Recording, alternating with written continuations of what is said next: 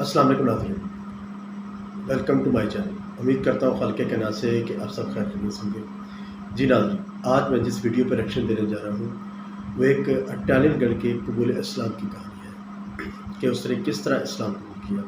وہ افریقہ گئی، پھر وہ اغوا ہوئی۔ اغوا ہونے میں قید تنہائی میں اس نے قرآن پاک کا مطالعہ کیا اور قرآن پاک کے مطالعے کے ساتھ کس طرح وہ اسلام کے نزدیک گئی۔ چلے آئے آپ کے ساتھ مل کر یہ ویڈیو دیکھتے ہیں۔ ناظرین، بے شک عزت، ذلت اور ہدایت اللہ تعالیٰ کے ہاتھ میں ہے۔ یہ ایمان افروز کہانی اٹلی سے تعلق رکھنے والی رضاکار سلویا رومانو کی ہے، جو اسلام اور مسلمانوں کی شدید مخالف تھی۔ سلویا رومانو، جس کو انتہا پسند تنظیم الشباب کی جانب سے اغوا کر لیا گیا تھا، 2 سال قید کے بعد اٹلی حکومت نے انہیں ترک انٹیلیجنس ایجنسی کی مدد سے بازیاب کروایا۔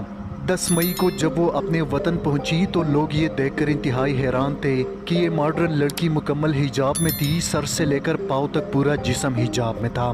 ملک کے وزیر اعظم انہیں ایئرپورٹ لینے گئے۔ سلویا نے کہا، مجھ سے ہاتھ ملانے کی کوشش کوئی نہ کرے، نہ کوئی میرے قریب آئے، یہ اللہ کے نزدیک بہت ہی ناپسندیدہ عمل ہے۔ یہ سن کر سب انتہائی حیران تھے۔ وہ لڑکی جس کا جسم دیکھنے کے لیے لوگ ترستے تھے، جو کچھ سال پہلے اپنا خوبرو جسم دکھانا فیشن سمجھتی تھی، جس کو اسلام اور مسلمانوں سے شدید نفرت تھی، لیکن اب اسلام کی محبت میں اس قدر بدل چکی تھی کہ اپنے ملک کے وزیر اعظم کے ساتھ ہاتھ ملانا بھی مناسب نہیں سمجھا۔ یہ وہی سلویا تھی جس نے بغیر کپڑوں کے آدھے گھنٹے تک چہل قدمی کی، مگر اب وہ سلویا نہیں بلکہ عائشہ بن چکی تھی۔ لیکن اس کے بعد میڈیا اور اٹلی حکومت کے جانب سے غیظ و غضب کا شکار رہی۔ ان کا جرم صرف اتنا تھا کہ انہوں نے اسلام قبول کر لیا تھا۔ 2 ماہ کے خاموشی کے بعد انہوں نے اپنا پہلا انٹرویو پیش کیا۔ اس دوران اٹلی حکومت نے لاکھوں ڈالرز کی پیشکش کی تاکہ وہ کسی طرح اسلام چھوڑ سکیں۔ ناظرین، اٹلی سے تعلق رکھنے والی اسلام مخالف تنظیموں نے اس کی شہریت ختم کرنے کی دھمکی دی، مگر اس نے اسلام کو کسی صورت نہیں چھوڑا۔ ناظرین، اپنے انٹرویو کے دوران عائشہ نے اس بات کا اقرار کیا کہ اغوا ہونے سے پہلے میں خدا پر یقین نہیں رکھتی تھی۔ میں جب بھی کسی بڑے سانحے یا ظلم کو دیکھتی تو اپنی ماں سے کہتی، یہ سب بکواس ہے، اگر خدا کی ذات موجود ہوتی تو اس طرح کی برائیاں کبھی نہ ہوتی۔ خدا کیسے انسانوں کو اتنا دکھ دے سکتا ہے۔ تعلیم مکمل کرنے کے بعد سلویا نے ایک رضاکار تنظیم جوائن کر لی اور افریقہ چلی گئی۔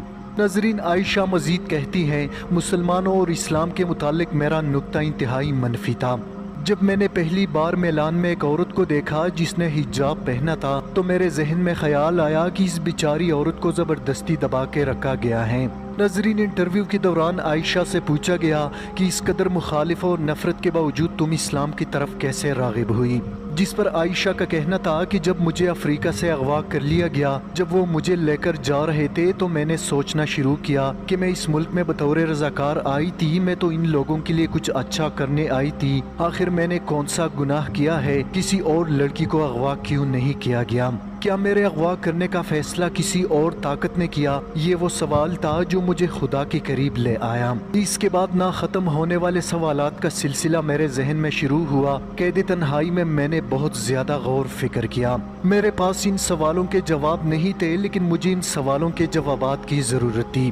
آخر میں نے فیصلہ کیا کہ میں خود ان سوالوں کے جواب تلاش کروں گی۔ مجھے اندازہ ہو گیا تھا کہ کوئی ہے جس نے میرے لیے کوئی اچھا منصوبہ بنایا ہے۔ میں بار بار یہی سوچتی تھی کہ کہیں خدا مجھے سزا تو نہیں دے رہا، کیونکہ میں خدا پر یقین نہیں رکھتی تھی۔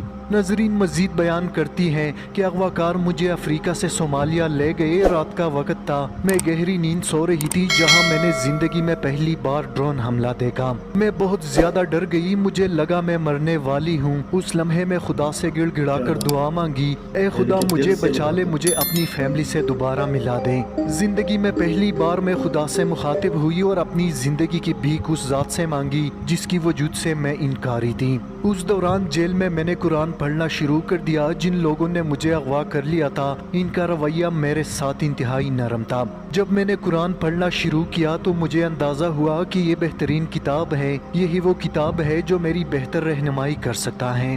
इसके बाद मैं कुरान का तर्जुमा पढ़ने में मसरूफ रही। मुझे महसूस हुआ कि खुदा मुझे सही रास्ता दिखा रहा है और मुझे मौका दे रहा है कि मैं इस पर अमल करूं। जब भी मैं कुरान का तर्जुमा पढ़ती मुझे अजीब किस्म का रूहानी सुकून मिलता, एक ऐसा सुकून जैसे मैं बिल्कुल अपने माँ के गोद में हूँ। मैंने 2 माह मुसलसल कुरान मजीद का मुतालिया किया, लेकिन इसके बाद मैंने इस पर गौर करना शुरू किया। हर रोज़ मैं खुद को ज़्यादा मजबूत महसूस करती जब तक कि मैंने इस्लाम कबूल कर लिया। कुरान मजीद के बहुत से आयात ने मेरे दिल पर गहरी चोट लगाई। मुझे ऐसे महसूस होता था कि खुदा मुझसे बराह रास्त मुखातिब हैं।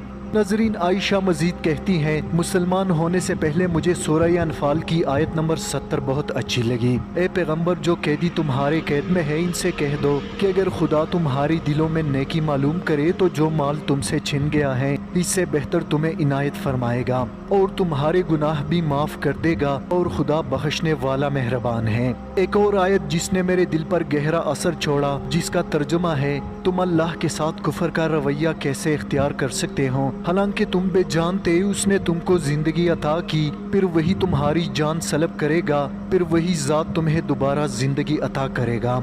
एक और आयत जिसने मेरी जिंदगी मुकम्मल बदल कर रख दी वो सूरह आल इमरान की आयत है, अगर अल्लाह तुम्हारी मदद करे तो तुम पर कोई गालिब ना हो सकेगा, और अगर उसने मदद छोड़ दी तो फिर ऐसा कौन है जो इसकी बात तुम्हारी मदद कर सके। जब भी मुझे डर लगता था, जब मुझे अपनी फैमिली याद आती थी, जब मेरा मुस्तकबल मुझे बेकरार करता था, तो इबादत मुझे ताकत देती थी। नजरीन, आगे आयशा एक दिलचस्प वाक़या बयान करती हैं कि मैंने अपना नाम आयशा क्यों रखा। आयशा सलोया का कहना था कि मैंने ख्वाब में देखा कि मैं ट्रेन की टिकट खरीद रही हूँ, जबकि मेरे मेट्रो कार्ड पर मेरा नाम आयशा दर्ज है। जब मैं ख्वाब से बेदार हुई तो हैरान थी कि खुदा ने मेरे लिए कितना हसीन नाम चुना है। नजरीन, ये थी एक मॉडर्न और खुदा की ज़ात से मुनकर मगरिबी लड़की की कहानी, जिसका कबूल इस्लाम वाकई अल्लाह ताला का मौजज़ा है। बेशक अल्लाह ताला जिसको चाहे हिदायत दे। कैसा लगा कबूल इस्लाम को? बेशक जब खालिक़ कायनात किसी को राह हिदायत देता है तो फिर भरपूर उसकी मदद करता है। अल्लाह ताला इसको अपने हिफ्ज़ मान में रखे और इस्लाम पर साबित कदम रहने की तौफीक अता फरमाए। जी नाज़रीन, इंशाल्लाह मिलते हैं फिर नेक्स्ट वीडियो में। मेरे चैनल को सब्सक्राइब और लाइक जरूर कर दें और कमेंट करके ज़रूर बताएं। इंशाल्लाह मिलते हैं फिर नेक्स्ट वीडियो। तब तक अल्लाह हाफ़िज़।